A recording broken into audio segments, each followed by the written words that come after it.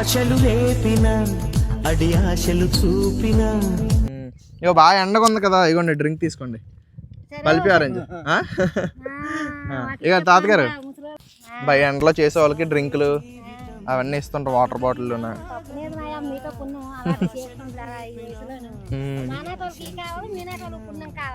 అంతే మరి, మంచి పిల్లం రావాలి కదా.